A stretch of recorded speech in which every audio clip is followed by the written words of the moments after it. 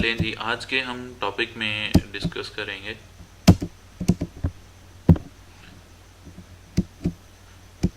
Number 1 what is atom. Atom क्या होता है उसके बारे में हम देखेंगे। नंबर 2, एटम को क्या हम मज़ीद तकसीम कर सकते हैं, यानी छोटे छोटे हिस्सों में हम उसको डिवाइड कर सकते हैं। अगर कर सकते हैं तो उनका क्या नाम है, ठीक है, उनको कहते क्या हैं, ठीक है, और वो होते क्या हैं। नंबर 3 हम डिस्कस करेंगे हिस्ट्री ऑफ एटम के बारे में, कि एटम को किस तरह डिस्कवर किया गया और कैसे एटम के बारे में हमें नॉलेज हुआ, कैसे हमारी तक इन्फॉर्मेशन पहुंची कि एटम क्या होते हैं और किस तरह से। नेक्स्ट हम नंबर 4 पर डिस्कस करेंगे एटॉमिक थ्योरी के बारे में, और नंबर 5 हम देखेंगे कि एटॉमिक मास और जो एलिमेंट की सिंबल्स हैं उनको किसने डिस्कवर किया था। तो फर्स्ट ऑफ ऑल हम डिस्कस करते हैं एटम के बारे में। एटम क्या होता है? एटम जो है स्मॉलेस्ट पार्टिकल है of an element which can take part in a chemical reaction. जो एटम होता है वो छोटा सा पार्टिकल है, किसका? एक एलिमेंट का, जो किसी भी केमिकल रिएक्शंस में हिस्सा लेता है। फॉर एग्जांपल हीलियम है और नियॉन, ये जो है हमारे पास जो है वो सब एटॉमिक पार्टिकल्स हैं। जैसे ये हम आपको पिक्चर में नज़र आ रहा है कि ये हमारे पास एक एटम की पिक्चर है, ठीक है। एटम के जो सेंटर में है ये न्यूक्लियस है, ठीक है। न्यूक्लियस जो होता है वो एटम के सेंटर में होता है, और न्यूक्लियस में दो चीज़ें होती हैं, नंबर 1 प्रोटॉन होते हैं और नंबर 2 न्यूट्रॉन्स होते हैं।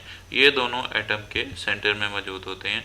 और नंबर 3 एक इसके गिर्द इलेक्ट्रॉन्स जो होते हैं वो न्यूक्लियस के गिर्द चक्कर लगा रहे होते हैं, यानी घूम रहे होते हैं अपने अपने मखसूस ऑर्बिट में। ये इलेक्ट्रॉन्स के ऑर्बिट हैं जिनमें वो गर्दिश कर रहे हैं।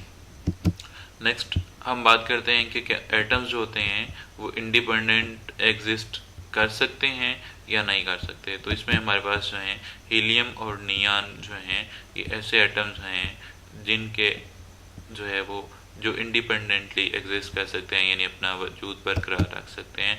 नेक्स्ट हम बात करते हैं ऐसे एलिमेंट्स के बारे में जिनके एटम्स जो हैं वो इंडिपेंडेंटली एग्जिस्ट नहीं कर सकते। तो इसमें सबसे पहले हमारे पास हाइड्रोजन है। अगर हम हाइड्रोजन की बात करें तो आपको पता है कि ये जो हाइड्रोजन होता है ये एच की फॉर्म में, ये एच इसकी सिंबल है हाइड्रोजन की, ये अकेला नहीं रह सकता बल्कि क्या करता है किसी दूसरे हाइड्रोजन एटम के साथ बॉन्ड बना के तो फिर ये जो है वो अपना वजूद बरकरार रख सकता है। और अगर हम ओवरऑल इसको लिखें तो हम इसको H2 की फॉर्म में लिखेंगे। नेक्स्ट ये H2 की फॉर्म में एग्जिस्ट करता है। नेक्स्ट अगर हम बात करें नाइट्रोजन की तो सेम एज हाइड्रोजन ये भी N2 की फॉर्म में जो नाइट्रोजन है वो अपना वजूद बरकरार रख सकता है। और जो ऑक्सीजन है ये O2 की फॉर्म में या O3 की फॉर्म में रह सकती है, जबकि सिंगल इसका एटम जो है वो अपना वजूद बरकरार नहीं रख सकता। नेक्स्ट हम बात करते हैं, जैसे हमने पहले भी डिस्कस किया था कि जो हमारे पास एटम है वो छोटे छोटे पार्टिकल्स पर मिलकर छोटे छोटे पार्टिकल से मिलकर बना हुआ है। फॉर एग्जाम्पल उन पार्टिकल्स को हम सब एटॉमिक पार्टिकल्स कहते हैं। अब वो सब एटॉमिक पार्टिकल्स कौन कौन से हैं, तो उसमें हमारे पास आ जाते हैं इलेक्ट्रॉन्स, ये सब एटॉमिक पार्टिकल हैं, प्रोटॉन हैं और न्यूट्रॉन हैं। जैसे अभी हमने एटम में भी डिस्कस किया था, इनको इलेक्ट्रॉन्स जो होते हैं वो न्यूक्लियस के गिर्द गर्दिश कर रहे हैं, और जो प्रोटॉन और न्यूट्रॉन हैं ये दोनों एटम के सेंटर में यानी न्यूक्लियस में मौजूद होते हैं। तो इसी तरह हाइप्रॉन है, न्यूट्रिनो और एंटी न्यूट्रिनो, ये सारे हमारे पास सब एटॉमिक पार्टिकल्स हैं।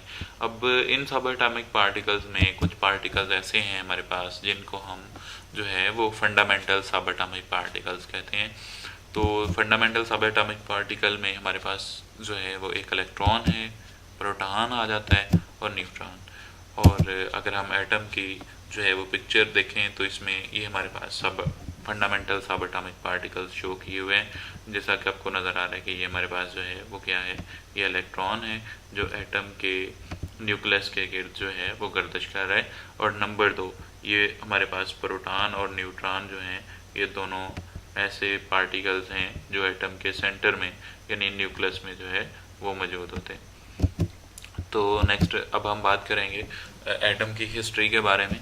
तो एटम की हिस्ट्री में सबसे पहले ग्रीक फिलासफर्स थे, उन्होंने कहा था कि हम मैटर को जो है वो छोटे छोटे हिस्सों में डिवाइड कर सकते हैं छोटे छोटे पार्टिकल्स में हम उनको डिवाइड कर सकते हैं, जिनको बाद में डेमोक्राइटस ने जो है वो एटम्स का नाम दिया था। और ये जो एटम्स हैं ये एक वर्ड है एटमॉस, उससे हमने ड्राइव किया हुआ है। और एटमॉस का मतलब होता है इंडिविजिबल, यानी नाकाबिले तकसीम। ऐसे पार्टिकल्स जिनको हम जो है वो तकसीम नहीं कर सकते, उनको हम इंडिविजिबल पार्टिकल कहते हैं। नेक्स्ट हमारे पास जो है वो आ जाता है जॉन डाल्टन। जॉन डाल्टन एक इंग्लिश स्कूल टीचर था। उसने 1808 में जो है वो law of conservation of matter और लॉ ऑफ डेफिनेट प्रपोर्शन और एटॉमिक थ्योरी जो है वो पेश की थी। Law of conservation of momentum matter की सबसे पहले बात करते हैं, तो law of conservation of matter और number 2 law of definite proportion. Law of definite proportion जो है वो क्या होता है? लॉ ऑफ डेफिनेट प्रपोर्शन का मतलब है कि कोई भी अगर आप कंपाउंड लेते हैं तो उसमें जो एटम्स हैं वो एक मखसूस जो है वो डेफिनेट प्रपोर्शन के साथ उसमें मौजूद होंगे। नेक्स्ट आगे हम बात करेंगे एटॉमिक थ्योरी के हवाले से। तो एटॉमिक थ्योरी क्या है? एटॉमिक थ्योरी में उसने कहा है कि ऑल मैटर जो है is composed of atoms of different elements which differ in their chemical in their properties. तो इसमें बताया गया कि जो हमारे पास जो है वो जितना भी मैटर है, यानी जो भी ये फॉर एग्जांपल ये देखें, ये हमारे पास मैटर है, मिल्क है, कोक है, बेल है, यानी anything that has mass and occupy in space is called matter. कि यानी कोई भी चीज़ जो वजन रखती है और जगह घेरती है हम उसको मैटर कहते हैं। और जो मैटर होता है वो हमारे पास जो है वो एटम्स से मिलकर बना हुआ होता है। और ये जो है इनकी जो प्रॉपर्टीज़ हैं, ठीक है, ये मुख्तलिफ होती हैं। ये हमारे पास एटॉमिक थ्योरी थी। नेक्स्ट हम बात करते हैं, हमारे पास एक साइंसदान है जैकब बर्जीलियस। तो जैकब बर्जीलियस ने क्या किया था? इसने 2 काम किए थे। नंबर 1 इसने डिटरमिन किया था atomic message of the elements, कि एलिमेंट्स के जो एटॉमिक मैसेज हैं इसके बारे में हमें इसने बताया था। नंबर 2 इसने system of giving elements symbols, कि जो है वो एलिमेंट को इसने सिंबल्स के जो है वो दी थी। ये 2 जैकब बर्जीलियस ने काम किए थे। नंबर 1 इसने एटॉमिक मैसेज एलिमेंट्स के फाइंड आउट किए थे और नंबर 2 इसने एलिमेंट्स को जो है वो सिंबल्स दी थी। तो थैंक यू, आज के लिए इतना ही। नेक्स्ट अल्लाह हाफिज़।